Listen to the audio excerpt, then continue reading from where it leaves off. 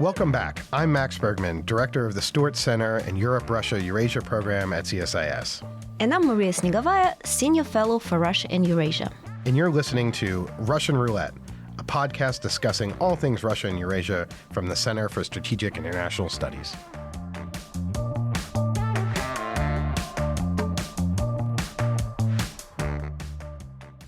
Hello, everyone, and welcome back. This is the first episode we've recorded since the U.S. elections on November 5th, 2024. So we're going to use today's discussion to assess what the return of Donald Trump to the White House could mean for Washington's relationships with Moscow, Kyiv, and the future of the war in Ukraine. And joining Maria and I today is our friend and colleague, Michael Kimmage, who is calling in today from Berlin. He's been there for the last few months. Michael is the chair of the Department of History at Catholic University, a former member of Barack Obama's team at the State Department, a former member of the policy planning staff at the State Department during the Obama administration, and most importantly, one of our senior associate non-resident fellows on our team here at CSIS. Michael, great to have you back with us. Great to be with you. So let's jump in. Let's sort of start with the obvious. And I think we're sort of playing jazz here. We're going to kind of just riff back and forth on maybe some of our hot takes on what this election means. There's been some news trickling out of Washington that Marco Rubio is likely going to be the Secretary of State. Michael Waltz, the congressman, is going to be the National Security Advisor. Those are kind of the two most prominent positions. Elise Stefanik is going to be the UN ambassador.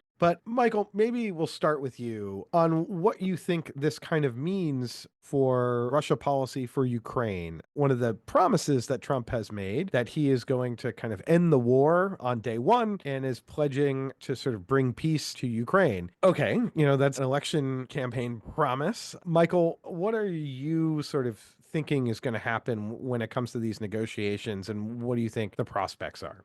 It will occupy a lot of the media space, I think, where foreign policy is concerned for the first couple of months of Trump's second term. And to that degree, it will be important. It will be something that other governments are going to have to respond to. And it will be, I think, a prominent administration agenda because it's just been such a prominent part of the campaign. Now, many things are unpredictable with Trump and unpredictable with this war, but I do feel fairly confident in saying that the prospects for a negotiated settlement, whatever that might mean, armistice, ceasefire, real resolution to the war, I think that there are exceptionally small prospects for this to work. And, I think it's a couple of factors that are at play here. If you go back to Trump 1, he did do diplomacy. The Trump administration had some achievements in the Middle East, or they, made some diplomatic moves in the Middle East that were significant. And certainly Trump changed the nature of the relationship to China, and there were aspects of global commerce and trade that they reconfigured. But on the issues where Trump didn't know his own mind, in Trump 1, which is to say Russia, Ukraine, he made statements and he had a meeting with Putin, but he didn't get anywhere. And I think that that's kind of where he begins on the war in Ukraine. I don't think he has an idea of what the territorial issues are or how to address them. I think the military stuff is hard to reckon with. I think he doesn't know his own mind, and I think that's going to make it really hard to get anywhere. Secondarily,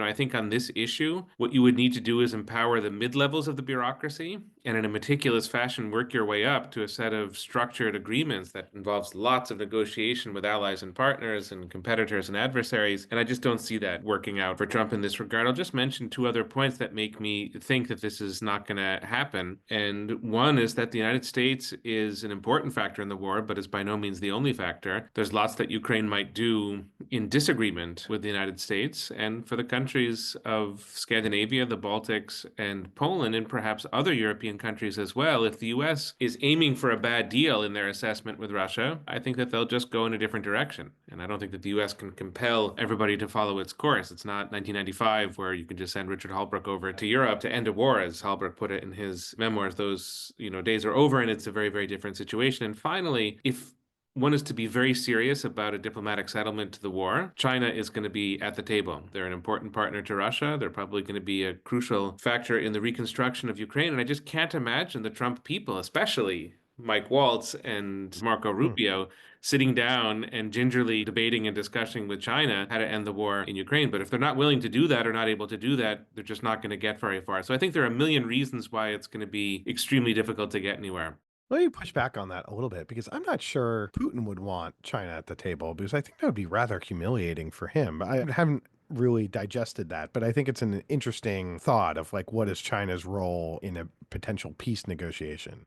You may be right that what Putin envisages is a kind of US Russian grand bargain where it's, Yalta or Potsdam where he's sort of in that role. But I think the fact of the matter is that China is a player in the region already. It was Ukraine's biggest trading partner before the war. It's given Russia a lot of material support. It does have interests in the region. So I guess you could play it two ways. It may not be there formally at the table in the discussions and negotiations, but it's going to be a part of the overall picture. And it's not going to be one that I think this Trump team is going to want to deal with in any way that would be beneficial to China. And so that makes China, I think, very reluctant to get involved in a way that would benefit the Trump team. So, I think it's yet another reason why all of this stuff is going to be effectively a non-starter.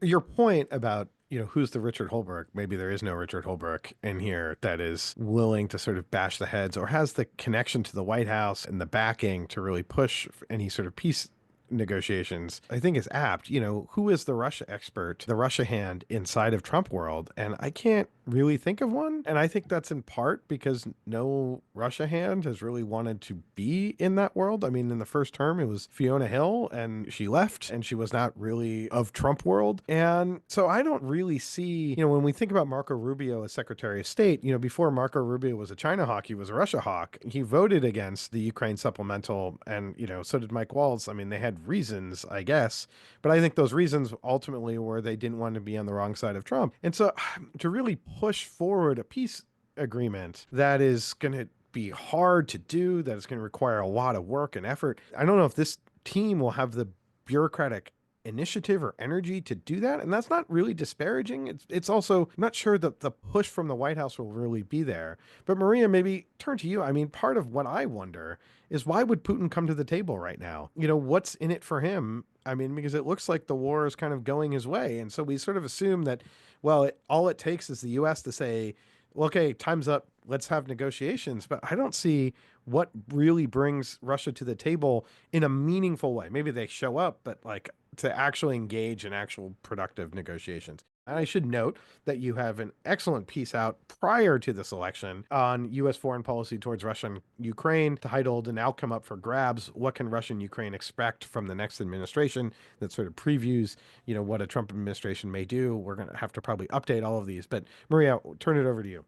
In that piece, we were in a very unfavorable position of trying to decipher Trump's forthcoming policies towards Russia based on his rhetoric. And because he managed to say a lot of very opposite things about Russia during the electoral period and Russia-Ukraine, it was actually very hard. But so far, as you flagged, the early appointments, they look promising. It doesn't seem like there's going to be a complete sellout of Ukraine to Russia based on these appointments of people with fairly hawkish standing. But the big question precisely is, why would Putin want to negotiate? And my concern is that much of that is also based off Putin's rhetoric, who never ceases to mention that Russia is open to negotiations. Russia has already flagged all of the negotiation points, referencing probably the Istanbul agreement points. But the problem is Russia right now finds itself in quite a favorable situation. And that is still under the Biden administration, that was actually offering Ukraine help.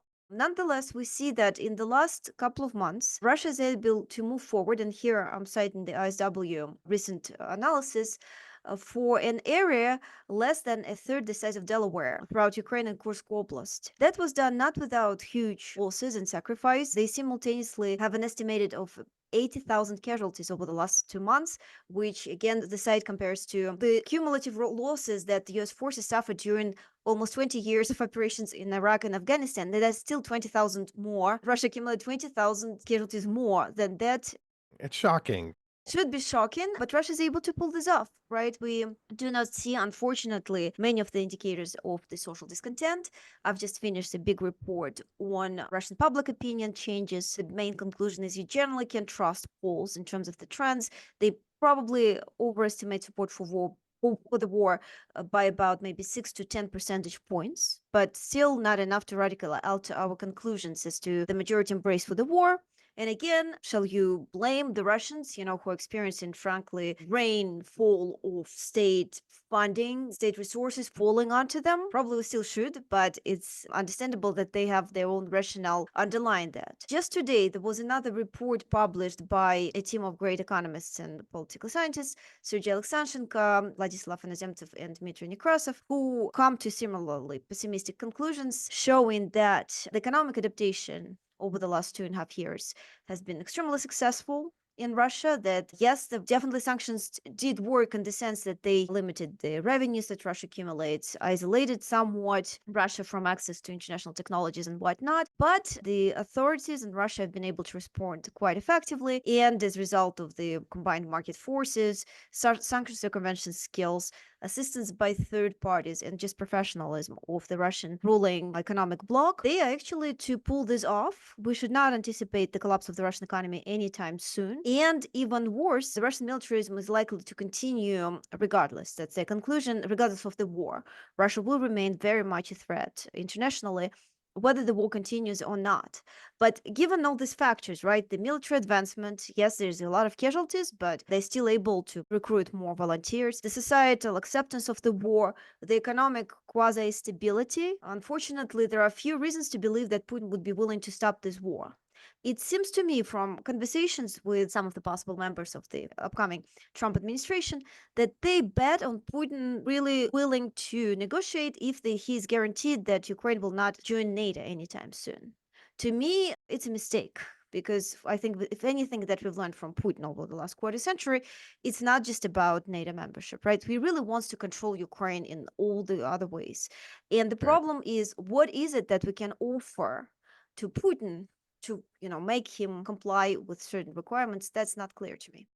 Russia already had a veto over Ukraine's NATO prospects prior to the invasion because they were occupying Ukrainian territory. And the concept of Ukraine joining NATO was, all but dead. And if anything, Putin has revived that by doing a full-scale invasion. Although, But if I may jump in, he may counter that by saying that nonetheless, Ukraine was deepening its sure. cooperation with NATO all this time. And probably that will be the counter argument the Kremlin would give. Yeah, for me, maybe I'm sort of a supplemental truther or a funding truther in the sense of that to me, it's all about the money. And if there's no supplemental for Ukraine, there's no additional U.S. military aid package in 2025. I don't see how Putin comes to the table to negotiate because the light at the end of the tunnel is really bright. Another year of this war of attrition, and you are going to break them down. The Europeans have not ramped up their defense industrial capacity enough. They've given away on the European side most of their kind of reserve equipment, so they don't have a lot of stockpiles to give away. And if the US stops aiding Ukraine, it's over. This has sort of really frustrated me about Zelensky and the Ukrainian posture. I think over the last 6 months, year, has been really focused on NATO membership. And when I understand that, as sort of trying to sort of short circuit a way to security, that if we can get an invitation for NATO membership, then maybe that will unlock and send a message to Putin. But that's all gone now, right? There's no NATO membership coming for Ukraine anytime soon over the next 4 years under a Trump administration. And what the Ukrainians weren't focused on in Zelensky's victory plan is really a tangible way to ramp up armaments production. And there should have been a lot more pressure on the Ukrainians, on the Europeans, who have this capacity, who have an ability to borrow money that they haven't done. I mean, this was at the European Council in June of this year to do Eurobonds. So this is my hill to die on. But the Ukrainians didn't demand it. And instead, they're coming to Washington sort of saying, let us into NATO, let us escalate with deep strikes into Russia, which may be a good idea. But then you look at it and they have like 10 missiles to fire. The problem isn't U.S. restrictions on Ukrainian missile use. The problem is that there aren't enough goddamn missiles. So that to me is the big problem that the Ukrainians weren't focused enough on. And that I think is the big question for a Trump administration. I'm sorry, I'm going on, but for a Trump administration, is not how are you going to get to peace on day one?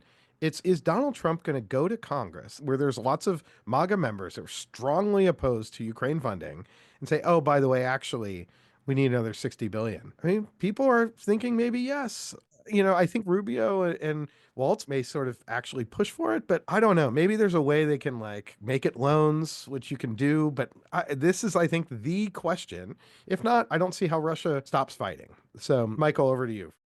Sure. I would very much just underscore what Maria just said. I mean, I think there are lots of reasons why Russia is not going to stop fighting. Not only that they're making incremental gains at the moment, but I don't think the current configuration, as far as I understand the Kremlin, works for them. I mean, it's parts of Zaporizhia, Kherson Oblast, and not all yet of Donetsk, Luhansk Oblast. So, I can't imagine that they would stop before going further there. But I think that the ambitions to take Odessa are still there, to make the Black Sea, access to the Black Sea, inaccessible possible to Ukraine. And I think I would go even a little bit further than that, sort of getting Kiev to crack in some way, or perhaps even an effort to invade the capital city. I wouldn't rule it out. So I think that the Russian ambitions just remain really large in the situation. And I don't think that the election of Trump is going to make those ambitions smaller. It may not make them dramatically larger either, but it's not going to make them smaller. And then, of course, if we turn our gaze to Europe at the moment, I mean, we have a German government that's going to be going into elections. You have Macron, who's a weakened figure after the events of this summer. You have Starmer, who's a staunch supporter of Ukraine, but, the UK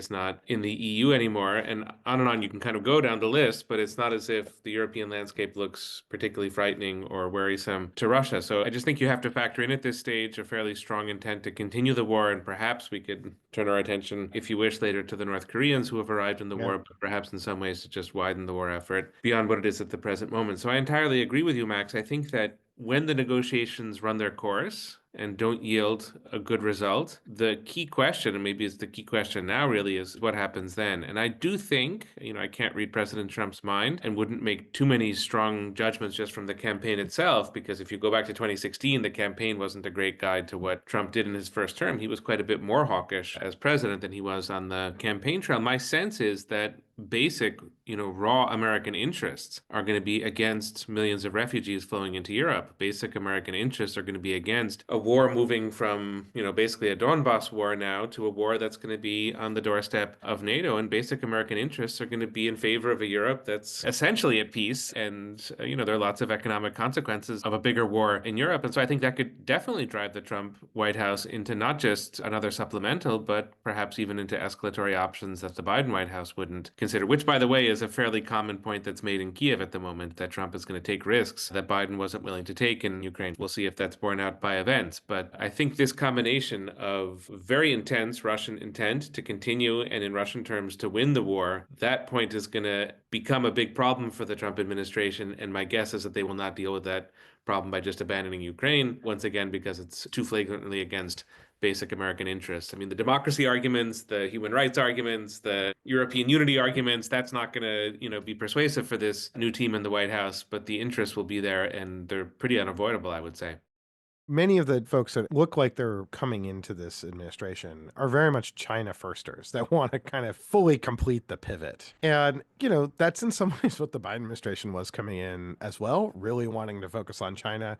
And then events sort of interceded both in Ukraine, Middle East. And so there's always distractions. And I'm curious if what we're going to see is something similar where there's a real desire to focus on China, but they're never quite able to kind of do so fully. I don't think they're that worried about European security. I think that there's a sense, and I think this is true also permitting through the Pentagon, that Russia has actually showed that it's really not 10 feet tall. And so the Eastern European rhetoric and concerns about Russia, invading tomorrow are actually not felt by the US military, where we kind of look at this and say, oh, we could take these guys very easily in a conventional fight. And, this sort of classic, you either overstate Russia or you understate their capacity. And I think where we are right now is sort of understating Russia's capacity and say, well, okay, well, maybe we'll lose Ukraine. There'll be a lot of refugees in Europe. That would be bad. But ultimately, Russia's not going to cross that NATO red line. And I think they might be right there. And so we don't really need to focus on it. That would be my concern. But maybe we should turn, Maria, to, North Korea. It looks like there's about to be a major Russian counteroffensive. One more claim that we keep hearing from the Trump administration is the one way for them to put the Russian side at the table would be the sanctions, right? The problem, of course, we all understand that the energy sanctions have not been very successful in constraining Russia, and energy is really their Achilles heel. The budget energy-driven revenues are coming down, but nonetheless, we completely understand also that there continues to be this sort of the engine of the Russian economy, of the state resources that are being used to pump up the economic growth. The question is, how long will it take them, right, to do something about it? On the surface, it seems that the general policy priorities that underemphasize the climate change, emphasize fracking, domestic producer of oil and gas in the United States, all of that seems to be congruent with this idea to push oil prices down and undermine Russia's oil revenues. But the problem is the timing. How long will it take them to get there before really the oil price is low enough. And also it's notoriously difficult to predict honestly how the energy markets are going to respond. So it's possible they're not going to get the oil price as low as they hope. But in the meantime, we already see the situation at the front line being very difficult for Ukraine. Even with the existing lethal aid provision, the front line is not in a great situation. Russians are pushing forward. We've just discussed it. And it's just unclear to me how this is feasible to pull off. Are they going to be trying right away to negotiate with Putin without having any upper hand, without having really effective working sanctions and being able to provide Ukraine any sort of battlefield advantage? Or are they going to wait until these energy policies are in place and they're able to push the Russian energy revenues down? But then again, how long will it take? And can Ukraine really wait until then? Can it hold? All of that seems to be quite incongruent. There seems to be like there's no clear vision as to how this is supposed to work, and that is certainly quite concerning. Yeah, I could also see over the next few weeks during the transition, still the Biden administration taking action on the energy side in a rather strong way because, the political fallout, if there is going to be a spike in energy prices or some sort of economic mix, well, you don't really care about that as much. I think there was a hyper concern about gas prices over the last few years, which meant that going after the energy sector in a really concerted way was sort of off limits. But Michael, you wanted to come in here.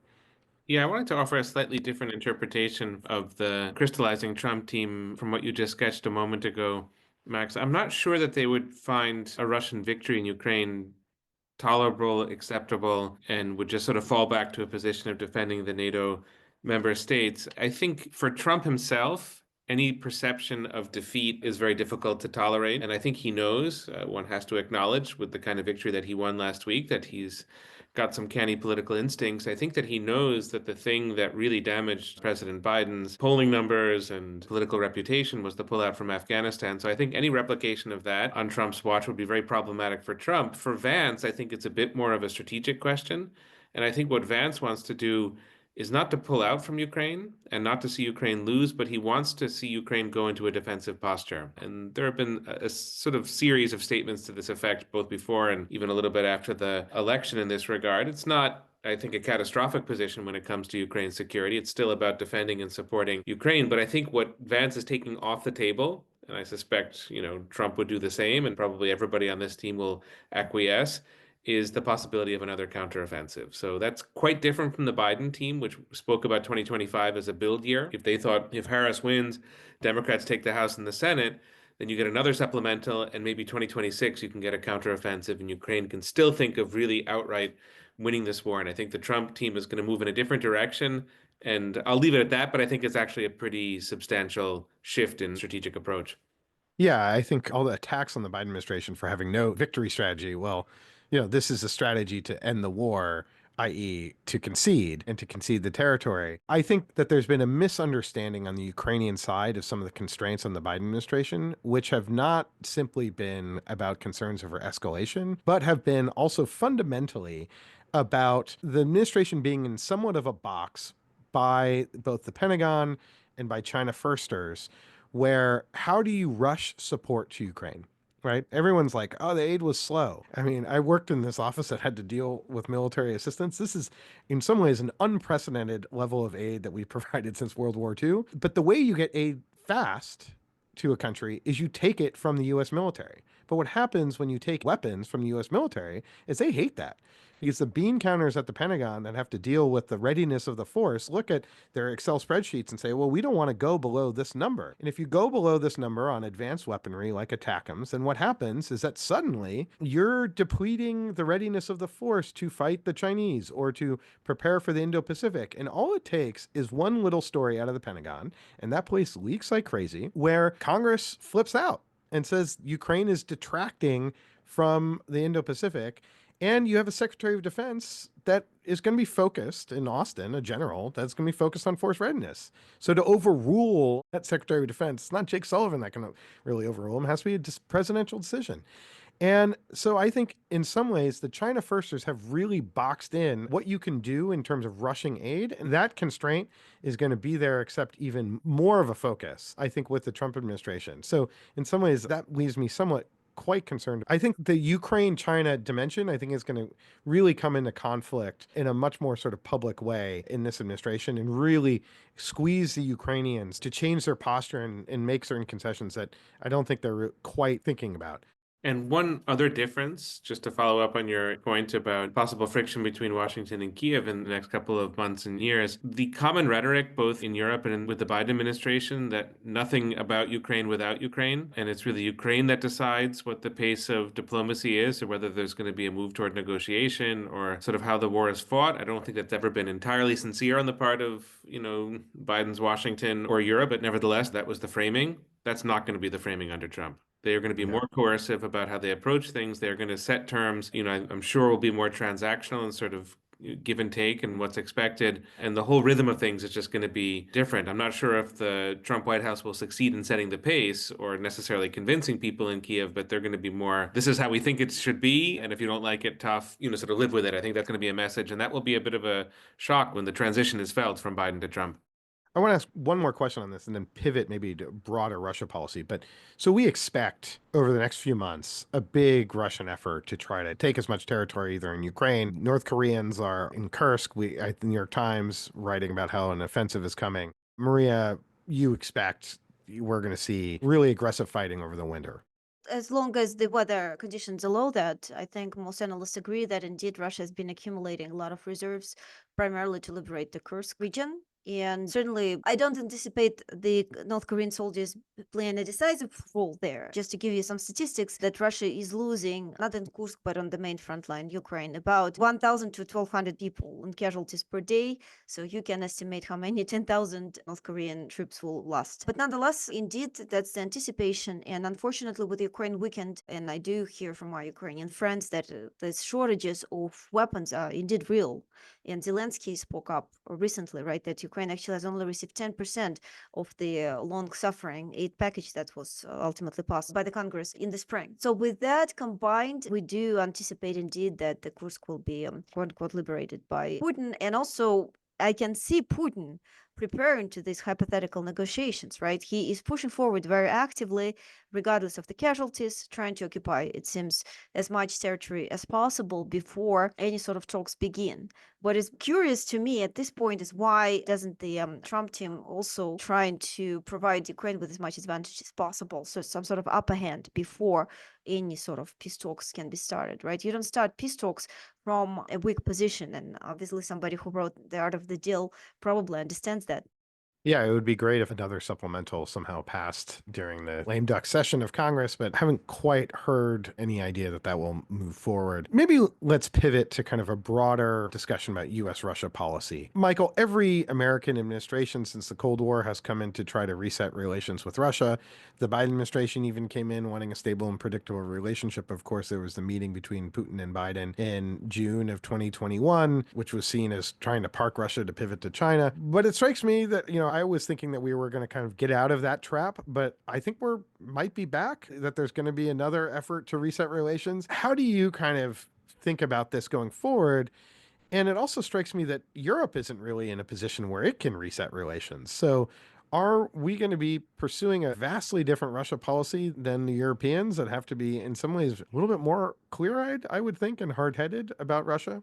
I don't think that the honeymoon will last very long, and it goes back to the first part of our conversation that there is one issue between Russia and the United States at the moment, and that's the war in Ukraine. Russia has completely refused over the past 2.5 years to compartmentalize this issue, and the US under Biden did not compartmentalize either, and I don't think that Trump is going to get very far by compartmentalizing if he tries. So, I think if there's no solution to the war in Ukraine, and I don't think that the Trump White House will come up with one, then there's no solution to the problem of US-Russian relations. And whether they talk about arms control or whether they talk about climate or whether they talk about the Middle East, I don't see it going anywhere if the war in Ukraine stays as it is, which I suspect it will. So there may be a honeymoon, there may be a summit meeting, phone calls, all of that, but I think it will land things back where they have kind of usually been, which is a state of pretty high tension. Let's fold in one other point, though, at this stage, that for the Trump administration, one place where they're going to intensify tension and conflict, presumably, is with Iran and with China.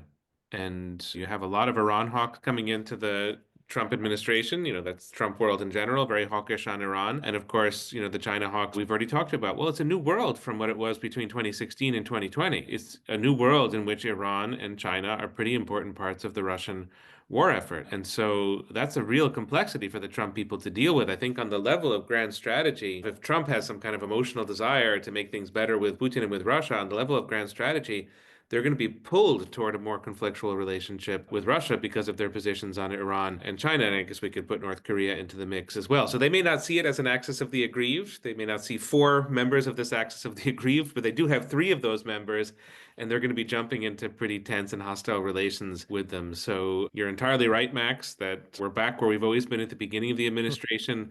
But boy, are there like a million storm clouds and, headwinds that are going to go against it. Yeah, and Maria, just put ourselves in Putin's shoes, and maybe let's just put the war in Ukraine to a side. How do you think he's going to posture towards the Trump administration, towards the United States? My reading of him is what he wants is an adversarial relationship with the United States and pursues that and aggressively seeks to confront us constantly. But maybe there's some good vibes under Trump and it's an opportunity to roll back some of the sanctions or at least sanctions enforcement. I guess, how do you think he's going to sort of see the next few years playing out? Yeah, I just want to flag this quoted article by Henry Hale. He's a professor at George Washington University, who just published that paradoxically, Max, for you, the majority of Russians until 2022 actually saw Putin's policies vis-a-vis the West as being pro-Western. So he's a Westernizer in the Russian, at least until 2022. That is just to demonstrate, right, that it was also always this balancing act. Like Putin is certainly after restoring Russian greatness and whatnot, and he definitely sees the West as the enemy. That is his professional training. Interview a lot of people right now of the book, and they all like flag that. You can trace Putin's anti-Westernism as early as mid-1990s back in his days at St. Petersburg. But nonetheless, there's also the effort to create Russia-friendly governments all over the West, right? Otherwise, how do you explain the consistent backing of the various like populist far-right movements, right? That is certainly seen as a way to split the transatlantic alliance. So my answer to that would be that he wouldn't mind a friendly US government, but he does not like the transatlantic alliance and the united West. He doesn't like Europe. That is closely linked to his united Europe. It's closely linked to his vision of the international security, right? He wants Russia being the major player in the new emerging international security that he gets to shape. NATO and the European Union, they prevent that from happening and whatnot. With that in mind, I think that frame can explain to us why Russia was so actively implicated in backing Trump's candidacy back in 2015-16.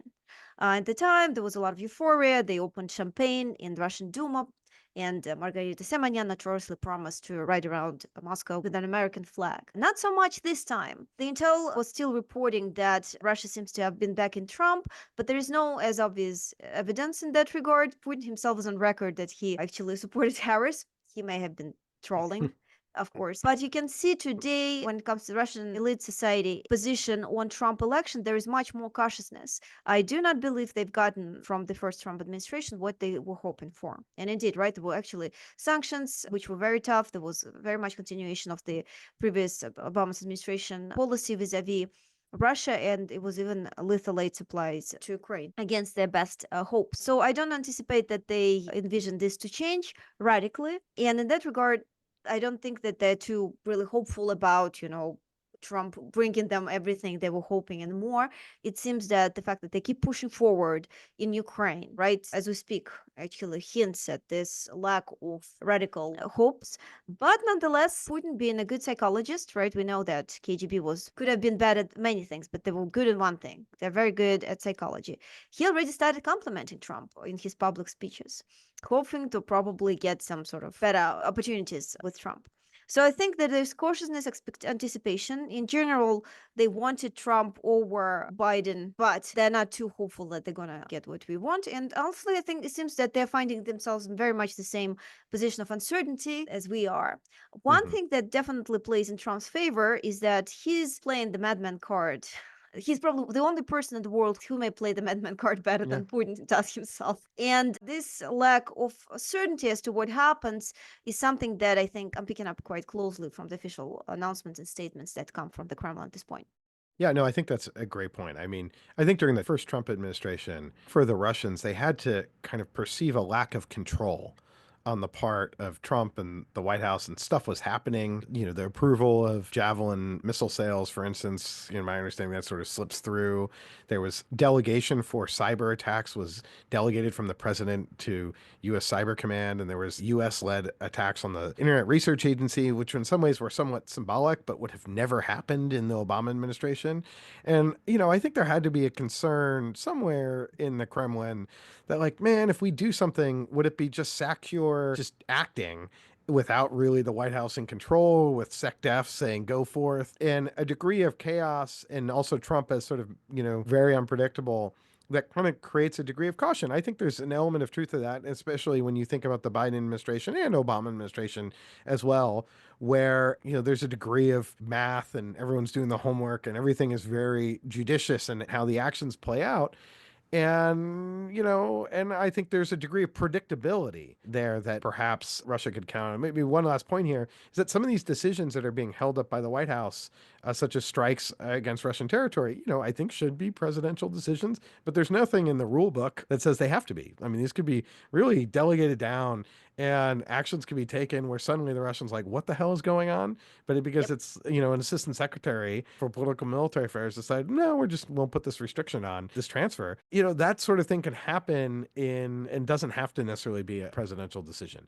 Just a quick anecdote, if I might. A friend just recently passed to me some impressions from the conversations with the Russian side. It's not high level leads, but people who talk to people, so to speak. And there was again all this perception of cautiousness about Trump and lack of euphoria this time around. And the feeling that he picked up from the Russian side was that there was a lot of frustration. There was all these hopes associated to Trump administration back in 2016 that never came through. And so this time they're like, okay, well, maybe it will not be as we hope it will. And certainly that is our hope too. That it's not going to be as the Kremlin hopes. Yeah, I mean, it's not totally shocking when you think of Secretary of Defense General Mattis was there. And so we'll see, how the appointments shake out for the rest of the administration. We have just a few minutes left, but maybe a final question, Michael, Maria. When we sort of look at Russian foreign policy right now and project it out kind of over the next administration, do you think the Trump election changes things? Do you think there will be an effort maybe to dial back some anti-US efforts, maybe, aid to the Houthis? We'll see that dialed back. Or how will Russia sort of posture itself in a second Trump administration? Does it see opportunities to break out of its diplomatic isolation, which in some ways it's already had some success in building ties with countries around the world? Do you think that accelerates maybe your kind of prediction for how things, are going to kind of unfold, or something to watch out for over the next 2 years? I think if you're Putin, you have to be very skeptical that Trump can deliver what he would want on Ukraine. Again, we've talked about it a number of points. What he wants is something very radical. And, I don't think that Trump could deliver it point blank. And even if Trump could, the American system is more complicated than just what happens in the White House. And, I think it's very, very tricky for Putin to manage that terrain. If you factor that in as an assumption, that means that the highly anti-Western posture and a highly anti-American posture that Russia has adopted since the beginning of the war is going to continue. So yes, it might be in relation to the Houthis in some regards, it might be expressed in Russian actions in Africa or Latin America. Obviously, Putin takes advantage of things that come his way unexpectedly, and I think that I assume would continue. The point I would want to make, the sort of final point I would want to make, is that Russia's posture toward the US, vis-a-vis the war, vis-a-vis Russian foreign policy, is going to have a lot to do with the way that the Trump administration relates to Europe. And if they muddle through, as happened in the first Trump term, then it's just the status quo. But if the Trump administration takes a kind of divide and conquer approach to Europe, so the axis is no longer a Washington-Berlin axis, but it's a Washington-Budapest axis, and there's a massive trade war between the United States and Germany, and things become highly conflictual, that's, an ideal outcome for Vladimir Putin. It's not going to change his relationship to the US, but he's going to try to use that in certain ways and exploit that. So the status of the transatlantic relationship, which is just a question mark at this point and nothing other than that, the status of the transatlantic relationship is going to be a big part of Russian calculations, and it could work in Moscow's favor or maybe not so much. But that's, I think, the thing that could move or shift the situation. I think the anti-American, anti-Western posture is going to be built in, and maybe there'll be 2-3 months where in a cosmetic way it looks different, but the reality is going to stay on the current footing. I totally agree with that. I think Russia in some ways will double down on its focus on Europe and undermining internal European cohesion. And I do think that there's going to be a ton of collisions between a Trump administration and the European Union and European countries and over NATO. And it's not just going to be trade, it's going to be climate, it's going to be tech policy. Does the EU go after Twitter and Elon Musk's, is there blowback? And all of this will mean that there'll be a rift in the transatlantic relationship in which the US, I think, is less focused on Russia, but Europe feels very exposed. And I think that's something that Russia will really seek to exploit. But Maria, over to you for last word. I think the Trump administration, after maybe some regional effort at creative solutions, will come across the just reality of the national interests of the United States and Russia that just fundamentally clash as long as Putin is Russian leader. And that is going to be the reality that they will have to deal with and adjust the policy accordingly. One thing is that Putin may fail in his global aspirations to rebuild the international global order, but he has, it seems, found a way to offer an alternative model to all these third countries that do not necessarily directly benefit from the Western-led order, which actually constitutes a violation of the existing rules. And clearly that is not going to be changing anytime soon. And that is somewhat catering into Putin's global aspirations, because he is hoping to offer this alternative, corrupt, shady, violating the order that does not care about the rules, but does offer some of the opportunities that they always exist, that consist of sanctions, circumventions, and whatnot. He clearly is not going to abandon that opportunity, because it does make Russia great again in his eyes, and he will be doubling down on that. I think we should anticipate safely that this will continue, as Russia being essentially a major international spoiler when it comes to the global international order. And as long as the Trump administration cares about preservation of this order, it makes, of course, its interests directly clash with those of Russia. That's a great point. I think there's a lot more for us to discuss, and we will do so on this podcast. But unfortunately, we're going to have to leave it there. If you like this conversation, you should also check out the Eurofile. This week, we had a really special podcast with our friends at Brussels Sprouts, Andrea Kendall-Taylor and Jim Townsend. We sat down and talked about what Trump would mean for Europe, and we delved in a little bit on the Russia side. But you can check that out at the Eurofile, wherever you get your podcasts. It's been a pleasure, Michael. Thank you so much for joining us and staying up late in Berlin.